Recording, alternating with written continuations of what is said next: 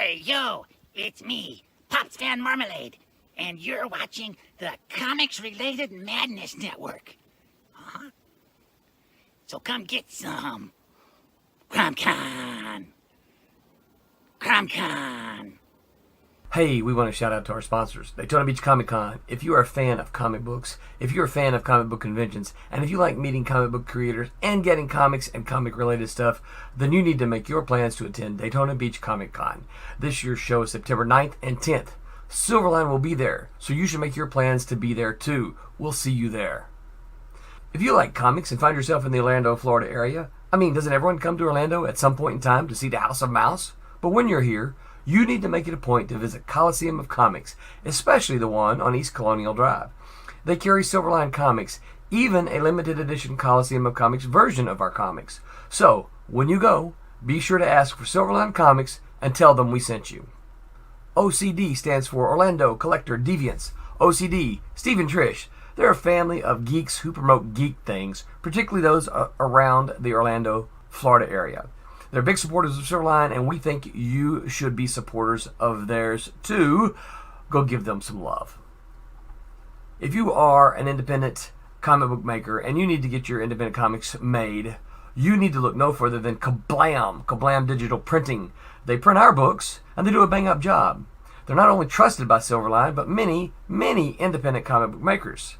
Head on over to kablam.com and see for yourself just how easy it is to have your comic printed by them. And tell them Silverline sent you. Hi, this is Tim TK, host of That Silverline Show on Tuesday. Join us at 11 p.m. Eastern, 8 p.m. Pacific every Tuesday night as we discuss pop culture and the joys of making comics. Hi, I'm Barb Kilber, co-host of Silverline's Wednesday Wham. Join us each Wednesday night as we discuss comics, literature, movies, and anything else that may catch our attention. I'm Roland Mann, and I host Silverline's Silver Sunday. Join me every Sunday at 8 p.m. Eastern as we make mine Silverline.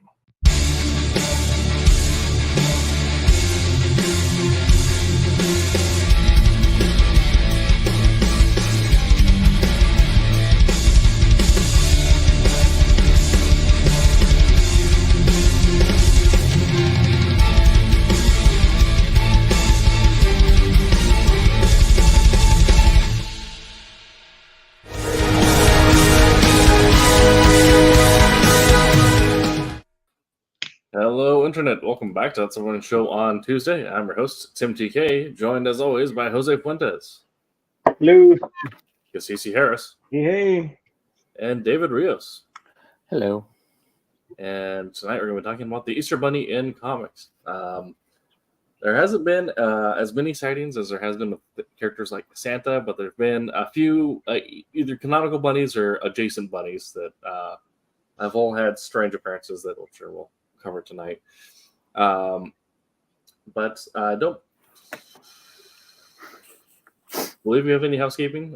We are currently dealing with some family stuff at the company. So when they get back from visiting Arkansas, we'll hopefully hear from Roland on the Sunday show.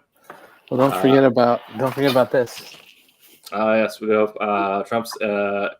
If you are a retailer and have access to Diamond pre-orders, please go ahead and see about getting your copy of Trump's in Diamond or stock in it. And yes, Royal Silverline alumni, nice to see you in the chat. Jose is our resident Silver Fox.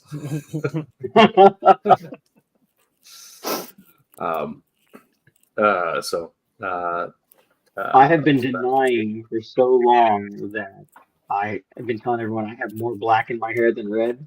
I think I'm losing.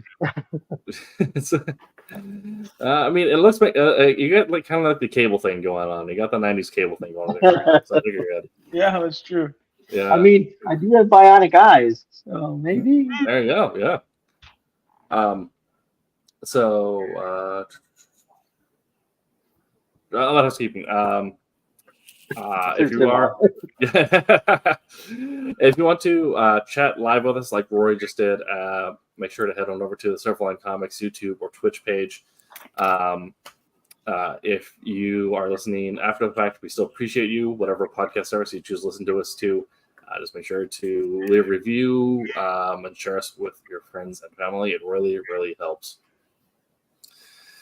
Okay. So we had a little bit of a holiday weekend there with Easter and all happening. Probably more so celebrated by those of us with kids and those without. Although I imagine Jose's idea of Easter egg hunt might just be telling his kids, find some eggs, bring them to me. So, funny enough, we did the most adult thing we've ever done on Easter.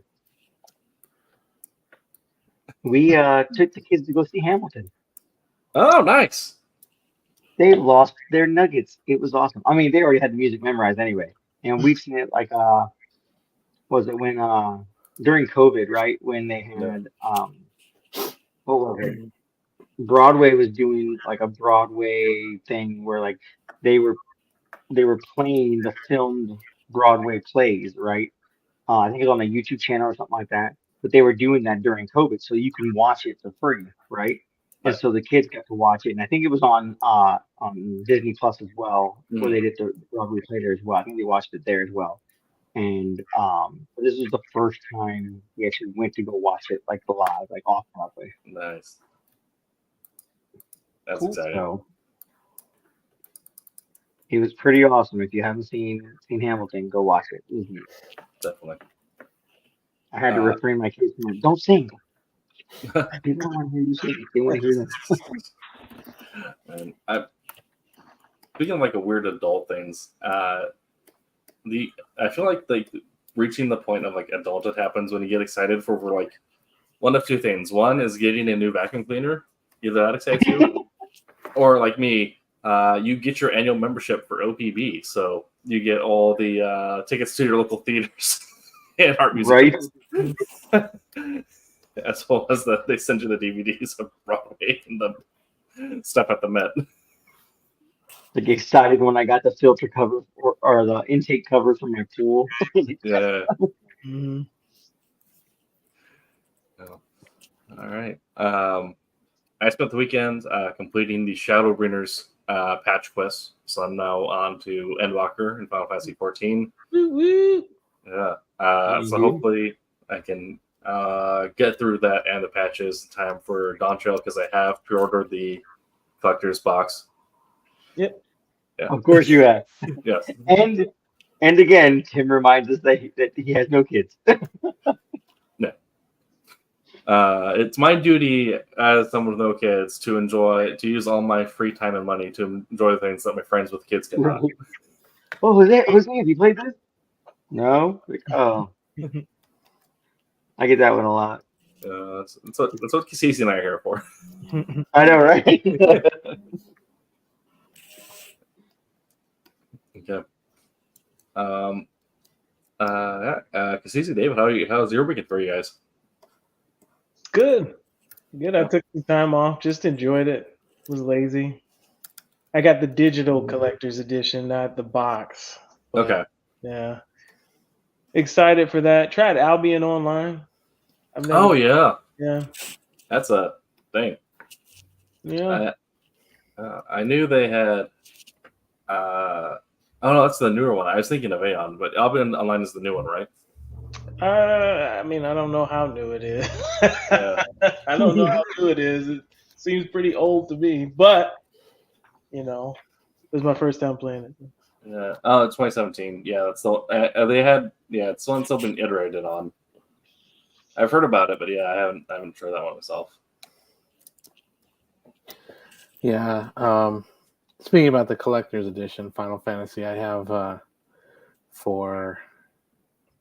think I have one for the original Final Fantasy 14. I have the stuff for 11 too, the collector's edition big box sets. Those are kind of packed away, but as far as this weekend goes, just WonderCon. Yeah, how was that? Yeah, how was that? Yeah, it was good. They had a lot of people there. I mean, they had a lot of people that haven't made a lot of recent visits. Like Steve Englehart was there. I think somebody was telling me it's been like probably 16 years since he was in this area. So Mike Golden was there, but I didn't get a chance to see him. Marv Wolfman was there. Plus a lot of the new people, like,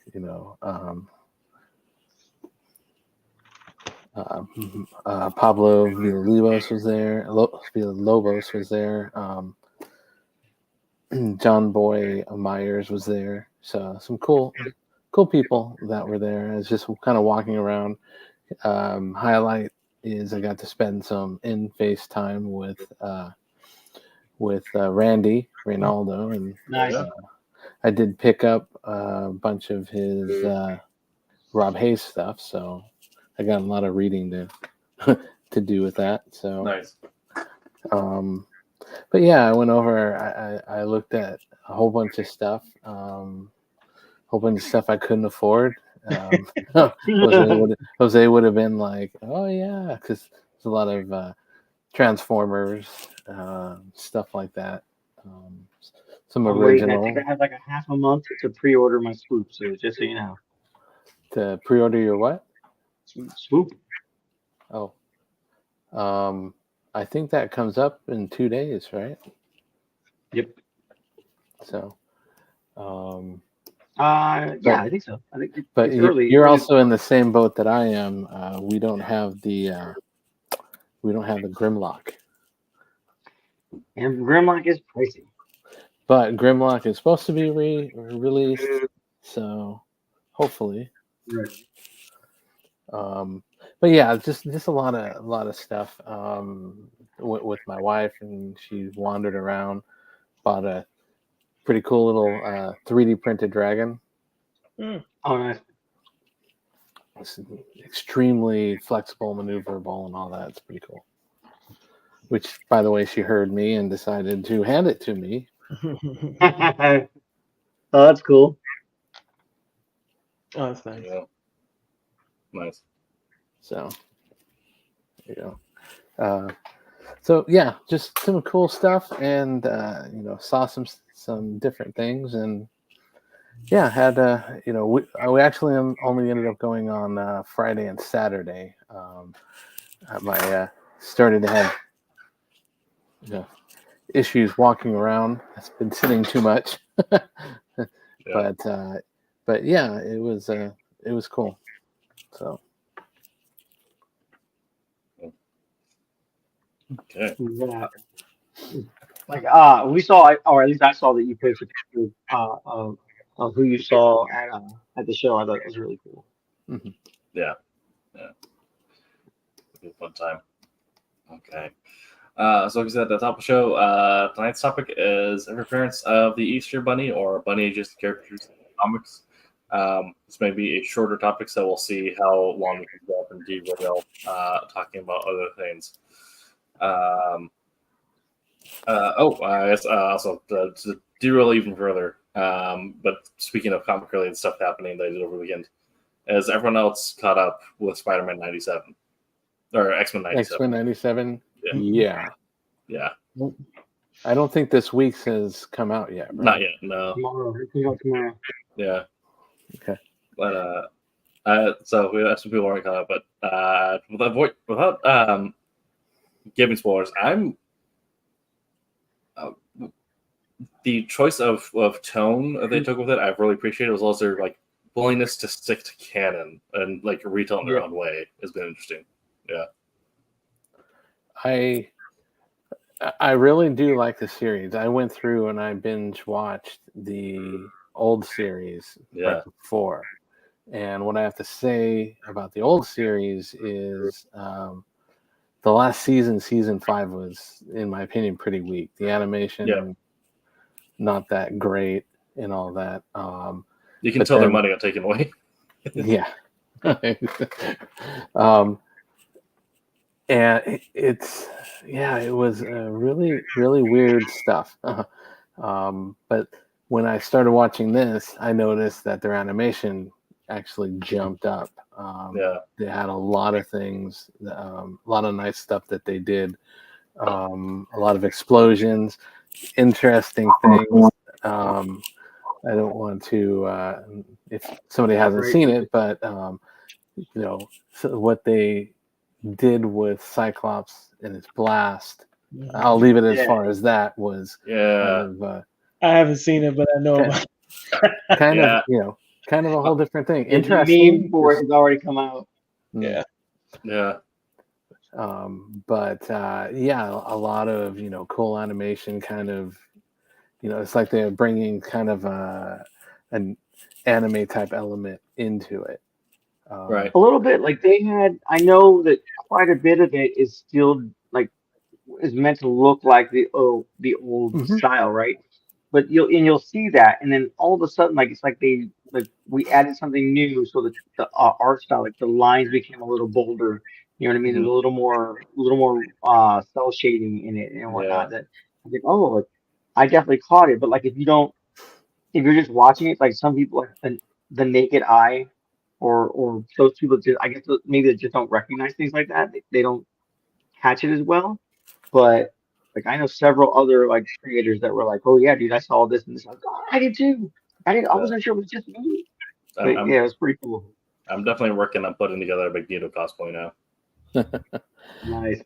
I definitely noticed it. I noticed all of the everything with the new style and everything. Like the update and the like just a subtle change in art style, like from one like section to another. Maybe it's like different employees in a different way. I don't know, but I like it. That's what I'm saying. What I found that I liked about, and we're really going off tangent here, but it did seem like they went through and they increased the darkness and boldness of the lines and the blacks. The colors are a lot more saturated comparatively to, particularly, when you go back to season 5. Season 5 was extremely washed out and all that. Another thing that I noticed is the voices. I know they used, like, for example, they used Rogue, the same voice actress for Rogue, who was, by the way, she was at WonderCon. Nice. And but I noticed that the voice of Rogue had changed a lot. Over time, people age, their voices change and stuff. But the thing that I remember most about the earlier show was Rogue always had like a louder, more prominent voice. But when you look at the new stuff, the voice is more muted and that. So. I think it's a little more grizzled too, like her tone. Yeah, but overall, it's great. I think they did a really good job, and so far on the 3 episodes that I've watched, it's got me coming back wanting for more. So yeah, right, it's definite. Yeah, I like right out the gate, like as soon as like the first episode, you're like, oh, that's like what 2-3 storyline threads that you can already see like right out the gate. Like if you know, I feel if you know the comics, the storylines in the comics, you'll catch on to them pretty quickly. Yeah, absolutely. And those were big comic runs around that time, so they managed to successfully bring it in and make it relevant. So. Yeah. I'm all on board. All right. All right. Talking about the Easter Bunny. So like I said, in comics, the canonical appearances of the Easter Bunny are much more limited than other individuals of the same type, like your Santas or your leprechauns. But there are a few. At least one each in Marvel and DC. Well, Marvel-ish. You say you found one in Marvel? I didn't find one in Marvel. Ish. It's you'll hate it when I explain it. But there are Easter seems to be finding definitely much more of a thing in independent or strip style comics, web comics, that kind of thing.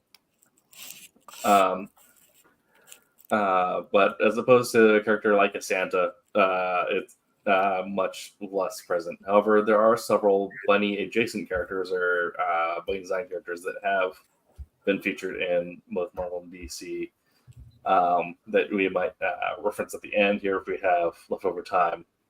So first we'll lead with the major canonical appearance of the Easter Bunny, which was Jose's favorite from DC, Lobo's paramilitary Christmas special. Yeah, that's my favorite. That is the iconic Christmas story for me. Yeah, definitely. The Bunny doesn't have too many panels in the book, but there are definitely there to summarize.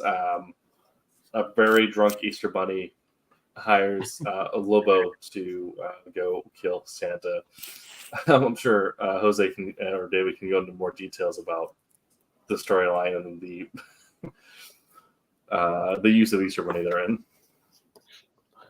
Well, it's more of it's pretty much just Lobo's story. Yeah. It just gives Lobo some reason to kill everything. It's a warning is it's definitely not a child friendly. Yeah. But I don't remember all the details at the end, but I think that the Easter Bunny doesn't come out very well either. Santa and elves and all that, it's basically premises. Santa won that issue, right? Santa came out on top on that one, if I remember correctly. Well, Lobo came out on top. I don't think Santa. I don't think Santa went through. But it was Simon Bisley book, so you got that art in your face. But it's basically the Easter Bunny hires Lobo to take out Santa because he's cornering the market, the holiday market. So it's just a tale of greed and fantastic. And also, I feel like just because I have the panel split up in front of me, one of the things one of the reasons why Lobo is so willing to take this contract is because he's never got anything he's asked Santa for.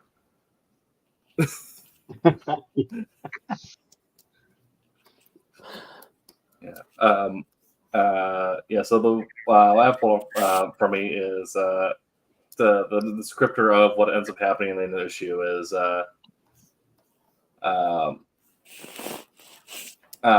one, it's revealed that Santa is a dictator that uses the elves as sort of a slave labor force. He's like a big bad biker Santa. Yeah. Just mean, kick you in the throat. Burly brawler. Yeah.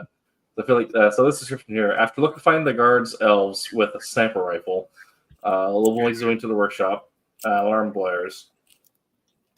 Where he ends up engaging with a brutal knife fight with Santa, and who ends up ultimately decapitating and removing the knife. Yeah. Just some of those panels with the elves. They're not good panels. Definitely not child friendly. So. No. But I do love how, in terms of the ultimate contrast of what we're talking about tonight, that is the one canonical time that the Easter Bunny is used in a comic from a major publisher. Is in the same scenario where we have elves being liquefied and Santa being decapitated. There you go.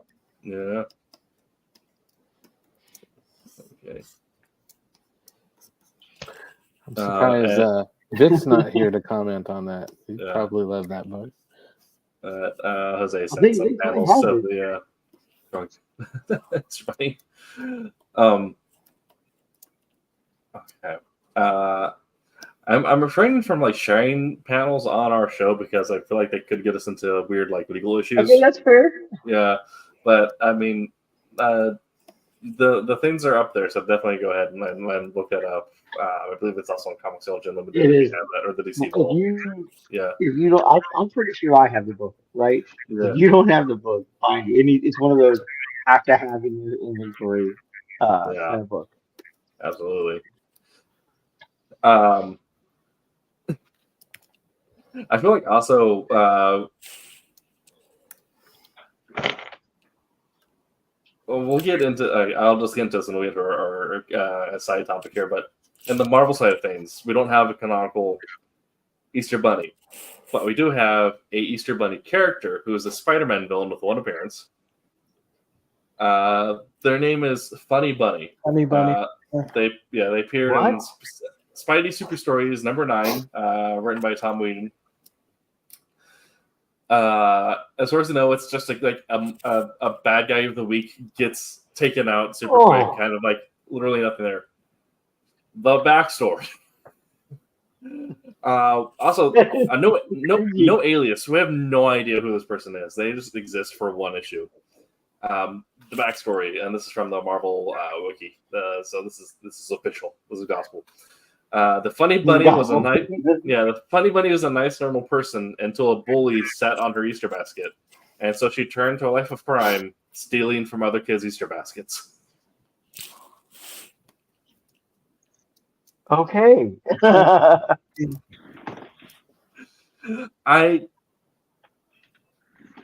This is like a few there's a lot of like Spider-Man's like one-off rogues galleries, like not as a main rogues gallery, but this one-off gallery that is just like an absolute fever dream of a character. This is one of those characters. Yeah. So Spider-Man was like the testing ground for so many bad guys. Yeah. Spider-Man and Thor. Absolutely. I'm okay. I do want the Funny Bunny to come back. I think that'd be hilarious, but I feel like there's not a lot to talk about here because it is just a one-off issue where they get dealt with so quickly. But also, I feel like there's a lot to talk about here because was this like a decision from an editor where like we need to have an Easter Bunny in an issue, we need to have an Easter issue out one, or was this Tom Whedon being like, guys, I have the best idea? Right. Hear me out. That was a hear me out moment. Yeah. Well, wasn't a lot of the writers and a lot of the creators, weren't they tasked with creating, just create people, It's training out, yeah. Just, put, let's see what we can do, see who sticks and all this stuff. That's right. Kind of what I think, this may have come out about. It definitely seems like it, yeah. It could be, hey, it's Easter time, hey, I got a weird idea for something, Easter related. But I think that kind of falls under the category where a lot of the creators were meant to throw out stuff. Yeah. It's definitely one of those things where it feels like it's in the middle of like that character factory period where I'm not sure if this is just the writer being like, it's like, well, screw it, I'm gonna make this weird thing, let's go for it. Or if it was like the moment where like as they're getting ready for start working on the scripts for that week, the editors just walk by. It's like, this is the Easter issue, everyone. Throw in a bunny. Right. Nobody take photos. Lord. And then after this, we have our bunny adjacent characters. But these are like between DC and Marvel. These are the two times we actually had an Easter bunny character. So then I feel like the conversation then leads to a point of why are the only times we have an Easter bunny some of the most unhinged we have Lobo going to war with Santa, paid off by Easter Bunny. We also have a character that feels like it was designed when someone brought a little too much LSD to the Marvel bullpen. Well, don't forget you get it in other medium too. Like you've got You've got the bunny from what is it, Secret Life of Pets? Oh yeah. You know, that falls under that really whacked out. So I think it's just kind of a draw to take something that looks so cute and fluffy and see how it can be twisted and manipulated as much as possible to create something entertaining. Yeah. Savage Dragon had Easter Bunny in it too. Oh, yeah. Oh yeah. And the mythology is kind of, Santa, you got elves. He somehow appears in your home. Like, you got all the stuff, magical stuff you can do with Santa. Easter Bunny, you got to kind of, reach, to come up with some mysterious. How are we going to make this happen? Right. Right. So unless you go hard the opposite direction and almost make it like a Donnie Darko Easter Bunny kind of looking thing, it's kind of hard to. Definitely. Isn't there a Xenoscope or something like that has a bunny character in it? Yeah, I think they have. Was it the White Bunny? I think it's in there. It's just like white. It's a different White Bunny than the one in Batman. Because Batman has a White Bunny too, and that's supposed. I think it's supposed to be like a horror movie, horror book. Yeah, follow Alice in Wonderland kind of thing. Like motif, I believe, for that one. Yes. They have. Sorry. But yeah, it kind of hitting on the same things. So the Savage Dragon Easter Bunny is another one-off mention, he appears a couple times, but the main thing is that he's known his big scene is fighting Santa Claus in the Vicious Circle, and ends up getting decapitated by a dart. And then from that point on, there is a Easter Bunny head mounted to the Vicious Circle. Oh, that's terrible. So again, we have this weird thing, and Xenoscope has this is one of the things in Bunny and Disney characters. But yeah, they have Bunny Man that goes along with Man Goat. That's right. Yeah. That's why I see the covers and stuff, and I'm like, that looks pretty deranged. And it is very much like mercenary meets axe murderer type character. I've never actually seen that. That's interesting. It's I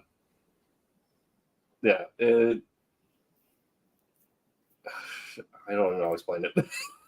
But yeah. I think we need to task Tim to come up with a real Easter Bunny horror story. Absolutely, I would. Just like super dark, super creepy, super just all out.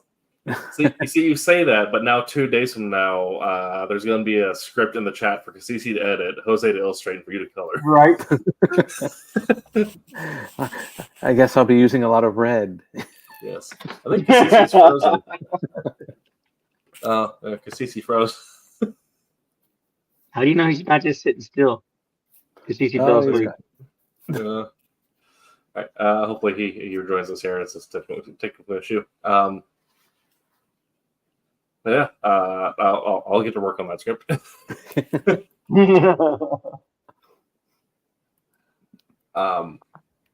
So yeah, I kind of like Cassisi's point. Like, I kind of agree. Like with Santa, and like other characters, you have kind of established mythology.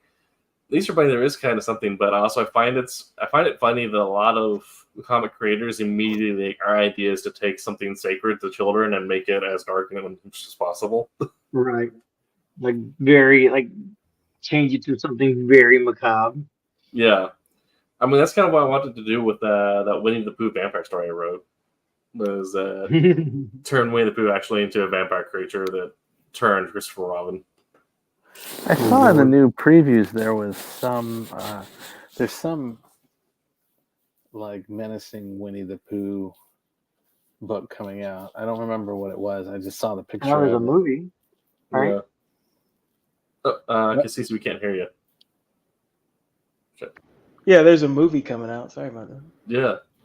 Yeah, this was a comic though. I just noticed. This was flipping through the previews last night.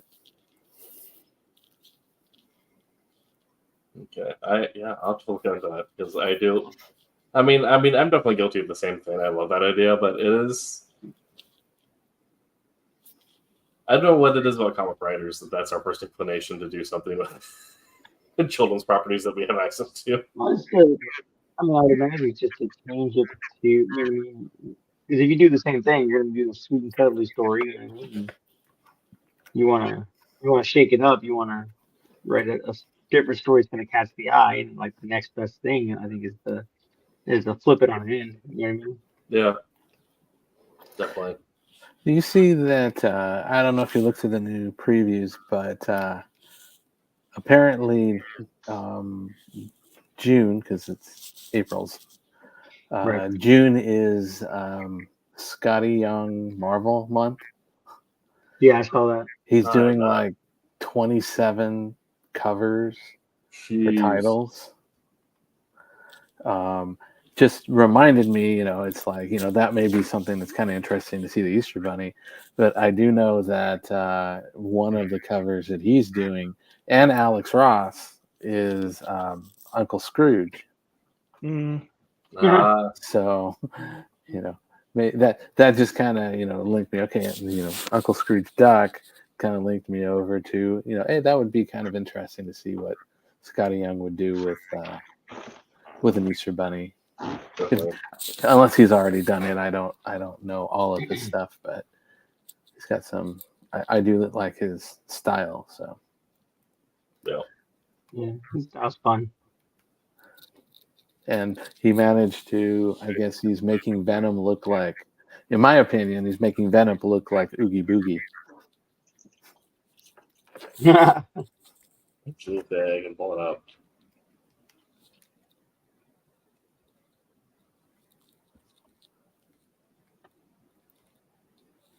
Oh yeah, on the cover and whatnot. Yeah. Doesn't he just look like a Oogie Boogie? Yeah. That's cool. Yeah. Okay.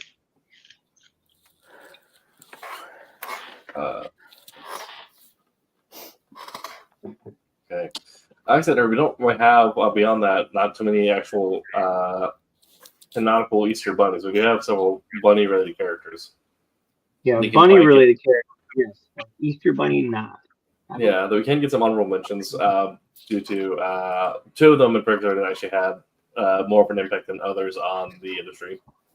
One of which actually had a short-lived run, but is still something that I know gets referenced and brought up, which is Hoppy the Marvel Bunny. Hoppy the Marvel Bunny. So this is when DC had Captain Marvel before it was Shazam, before the IP lawsuits. He had a sidekick. Oh yeah, okay. Yeah. Oh. That was I remember. And so I feel like this is from like the same period where I feel like we had a lot of weird animal sidekicks or animal characters, which I think is also from that same idea where you had the kind of like the at some point the editors came down like, kids want animals, make animals. A new animal every month. Yeah, Hoppy was around for a while. Like Hoppy was around before DC got the rights for Captain Marvel. Yeah. I wonder if a lot of those animal ones were driven by the Usagi, the Jimbos, the Turtles. Zoo Crew? Like the Zoo Crew? I know DC had the Zoo Crew, which was like, was it Planet N? It's supposed to be like the whole multiverse, or whatever the DC's multiverse thing was. At Planet N or Planet Z or something like that, and like they had Captain Carrot and like was it Fastback, which was a turtle that was super fast, and Liberty Bell, who was like this lamb that like was almost like Liberty something, Liberty Lamb, Liberty something, but it's supposed to be like a Star Spangled character and stuff like that. Iron Pig. I love Disney crew. I thought they were great. So, a question: if you were thinking about who you would want to do an Easter Bunny with an alternative, what kind of an artist or art style would you choose? I mean, I have a few off the top of my head that I would like to see if you're going for like a distorted thing, like maybe Bill Sinkovich, or Francisco Mattina. Did all the DC stuff, the covers. Yeah. Possibly maybe Jock, or that kind of dark, distorted style. Anybody that any of you would kind of have an idea would be cool to see. My first thought would actually be a writer. I want to see like a James Tynion do like a hard boiled mystery with the Easter Bunny. Kind of sound like Tynion's. I was thinking the same thing, like very almost like crime noir Easter Bunny. Yeah. But I was thinking like Fabric. Yeah. Like the dude that did Three Jokers. Like I liked his art style. Or Finch doing it. Just because I like his line work. Or Mark Silvestri. Yeah. That dude just does not believe in a ruler, and I love it. I'm just saying, like all it, like the Cyberforce stuff, man. I'm sure he does, you know what I mean, but still, so many lines, so many lines. I love like the early parts of what's it called? Department of Truth, as well as like a few other comics. I feel like shoot. Crap, what's his name? Yeah. I think it's Audrey something.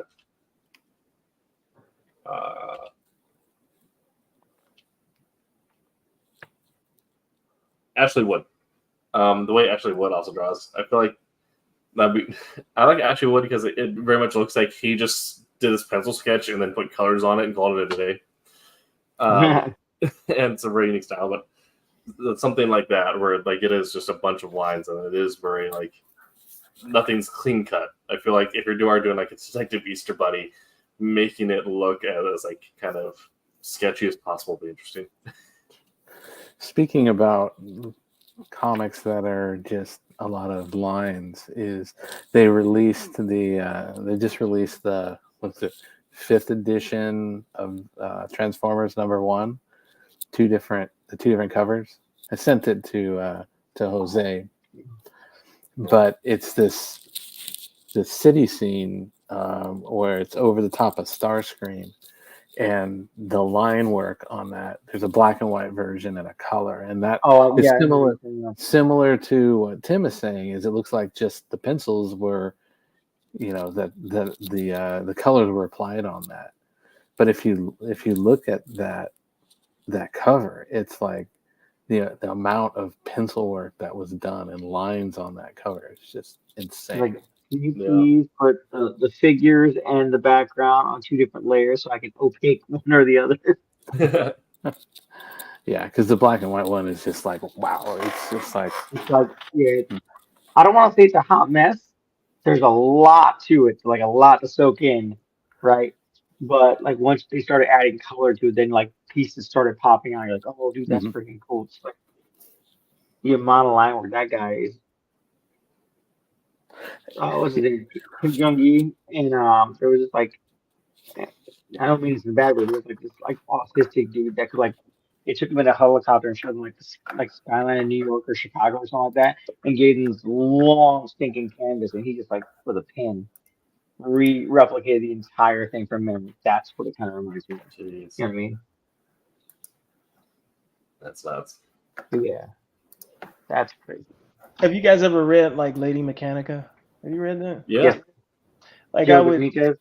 Yeah, it'd be interesting to see like the Easter Bunny kind of drawn in that steampunkish kind of way with like red something like that. I wouldn't want it to go into horror, but if it was like a, kind of like a construct, like a created thing, we really could see. So, yeah, like a steampunk If golem. you Rabbit. do It's, a live it's video funny. on Instagram, Oh yeah, there you go. Oh, yeah. Pick this one up at his booth. nice. And he's got another book coming out. So, but yeah, he's got a lot of detail in his stuff. Talked to him very briefly about the stuff. Seems pretty nice guy. So.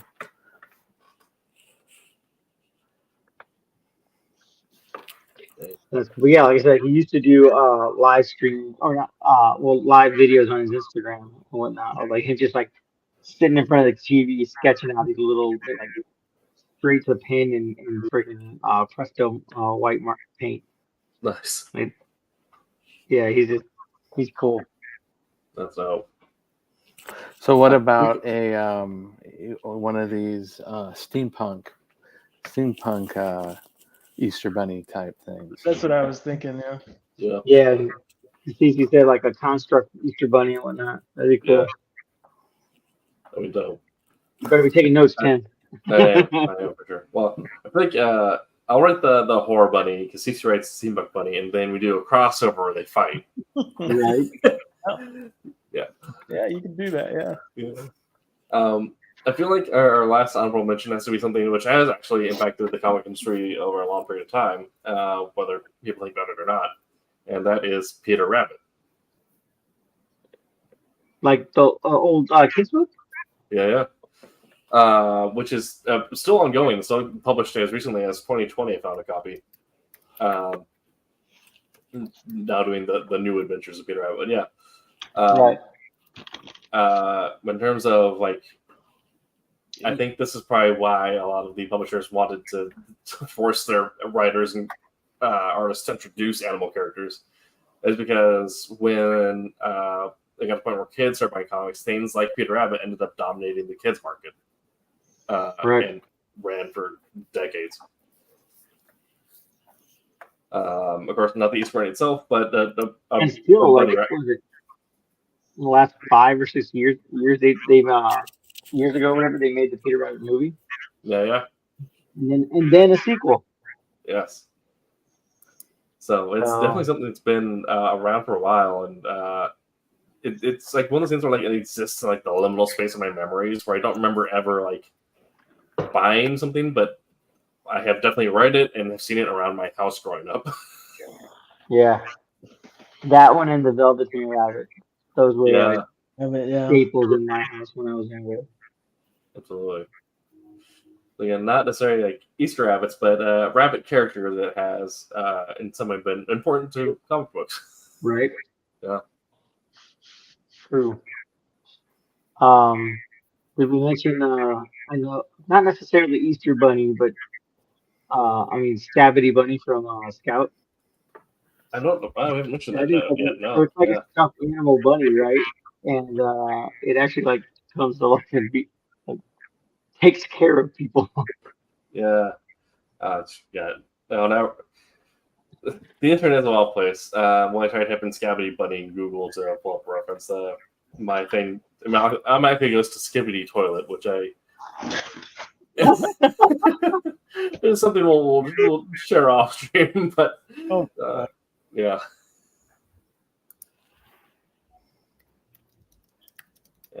Yeah, that's when I remember. It was at Tampa Bay Comic Con, and I met one of the guys that created Stabity Bunny there. I didn't really know who they were, but he was talking about his book. Like, oh, there's Stabity Bunny there. I was like, I'll trade you my book for your book. And he's like, yeah, we'll do that. I'm like, cool. Nice. So that's how I got my first Stabity Bunny, was that way. And then I realized that they were located near me. So I went and picked up the rest of the run, I think, and some of the offshoot stories and sketch covers. I picked up blank sketch covers from them. Nice. So what about also the Sam and Max? Yes. Oh, yeah. Sam Max, yeah. I was trying to see if Bucky O'Hare was inspired by the Easter Bunny at all. Bucky O'Hare, like the Marvel version. Bucky Right? O'Hare. Do you remember Bucky O'Hare? I don't know if Yeah, I drew. yeah. Yeah, I was Yeah, trying I drew and colored the picture of him. I don't know if I still have it. Let's see. Yeah, that guy. Yeah.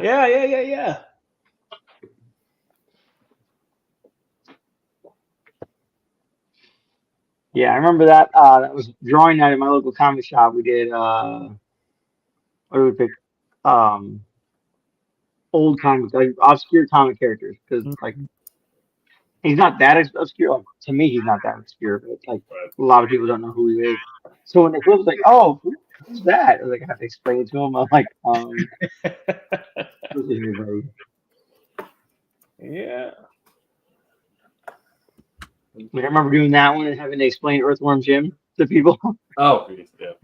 He's a video game character, spacesuit with a worm in it, and he will grab a hold of himself and use himself as a whip to swing over obstacles in the game. Yeah. Yeah. What about The Max? Wasn't that technically the Max an Easter Bunny or a bunny? I think so. I'm not sure. I think in his normal form or whatever, he was supposed to be a bunny. Like he was real, he was a bunny. I'm looking some stuff up here, and I see a DC issue, Unexpected, that has a giant bunny with big teeth, and the caption says, "What comes hopping down the bunny trail?" ? It has these kids that are sitting there picking up the eggs and in their little Easter baskets. Let's go. I love that. I mean, looking at this, the head is probably about, I want to say maybe 3 feet tall, and the teeth are probably about maybe 6 inches long. The two protruding fangs. So nice. I love that. There's your deranged Easter bunny. Oh.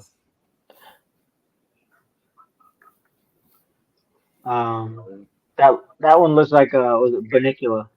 Bunnicula. Oh yeah, that's classic. You remember Bunnicula? Yeah. Are you old enough for that, CC? What? Bunnicula. Oh yeah. The vampire bunny. I mean, even the time we get like a bunny in Monty Python, it's oh yeah, it's the demon beast. I love that. That was so. I feel like I don't want people get mad at me, but I do not like that movie at all. I think I've mentioned that. It's hit or miss. There's things that are funny about it. Sure. I sat there before, but I sat there and watched it with my wife, and she is dying. She's just laughing her brains out. And I'm over like this. Do you like British humor? I do actually. Oh, okay. Which is funny because I like the IT crowd. IT crowd, yeah. Vicar of Dibley, which is like older British comedy show, and I love British comedy, but I throughout that whole movie, I think the only thing I laughed about was when they brought out the holy hand grenade. Mm-hmm. Just okay, it's pretty funny. After throughout the whole thing, just like, oh wow, oh well. Okay, this cover is disturbing. Comic book cover, Creepy Holidays Easter special. Ooh. We're all typing to look it up. I know. We sent David down the path of Googling deranged Easter bunnies. Yeah, this follows suit.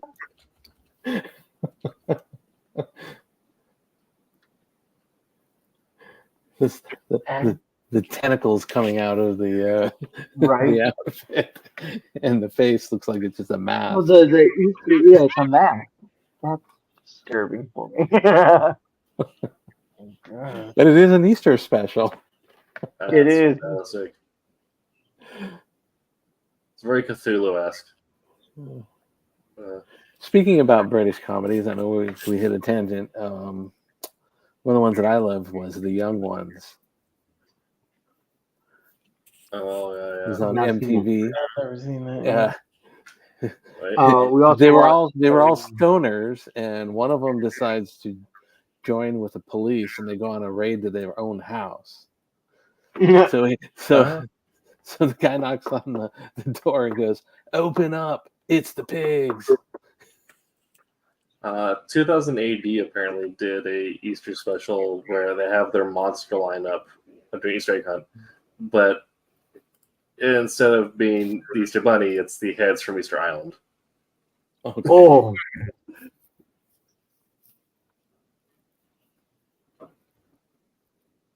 that's a twist. It's part of the. It's actually part of the still. Yeah, it has Frankie Stein, Kid Con, Steel Commando, and the rest of their horror crew.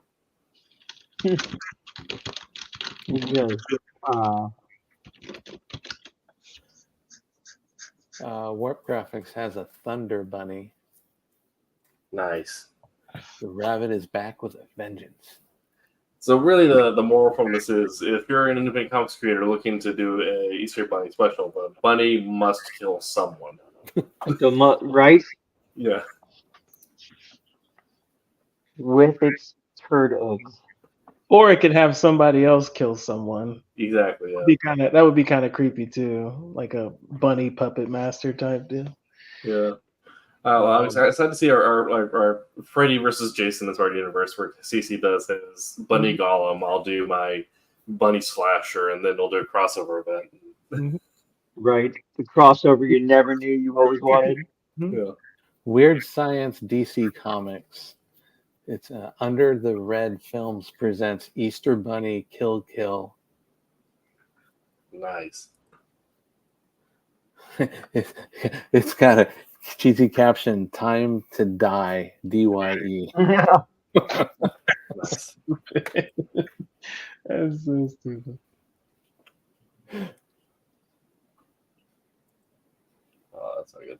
Oh, there's a movie. I mean, was it Rise of the Guardians? Rise of the Guardians. The movie had the Easter Bunny. He was Australian. Thank you. Apparently, there was a Star Wars Bunny Jackson. Is that Jackson? Yeah. Yeah. Yeah. Wasn't he like green as well or something like that? Yeah, the green. Yeah.